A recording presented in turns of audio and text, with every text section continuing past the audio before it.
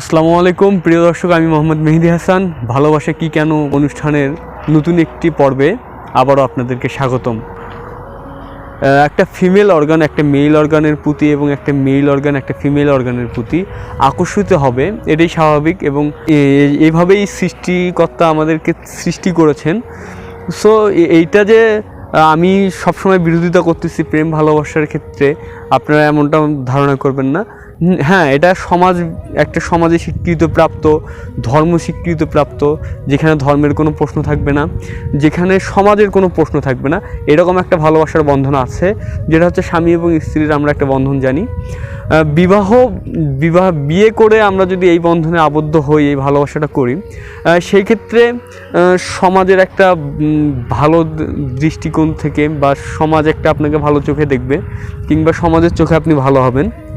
সেই ক্ষেত্রে যুব সমাজ কিংবা আমাদের সমাজটা সুস্থ হবে, মানুষ ধর্মভীরু হবে, আপনার সন্তান চরিত্রবান হবে। অবশ্যই একটা কথা মাথায় রাখবেন, গাছ যেমন হবে ফলটাও ঠিক তেমনই হবে। আপনি যদি আপনার জন্য ভালো না হতে চান, আপনি আপনার সন্তানের জন্য হলেও ভালো হতে পারেন।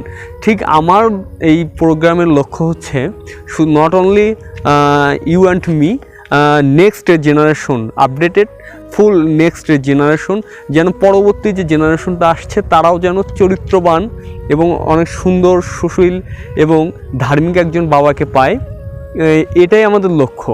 তো আপনি খেয়াল করে দেখুন, আপনি আপনার বাবা মাকে নিয়ে একটা গর্ববোধ করেন, প্রাউড ফিল করেন যে আপনার বাবা মা একজন চরিত্রবান বাবা মা, কিন্তু আপনার সন্তান কি আপনাকে নিয়ে এই গর্বটা করতে পারবে? আপনি নিজেকে একটু প্রশ্ন করে দেখুন। যদি আপনি অশ্লীলভাবে চলাফেরা করেন, নারী পুরুষ ব্যভিচারিতে লিপ্ত হন, তাহলে কি আপনি আপনার সন্তান কি আপনাকে নিয়ে এই গর্বটা করতে পারবে? আপনি যেমন আপনার পিতামাতাকে নিয়ে গর্বটা করতে পারেন। সো একজন ব্যক্তিত্ব সম্পন্ন মানুষ অবশ্যই তার সন্তানের কাছেও ব্যক্তিত্ব সম্পন্ন মানুষ হিসেবে থাকে।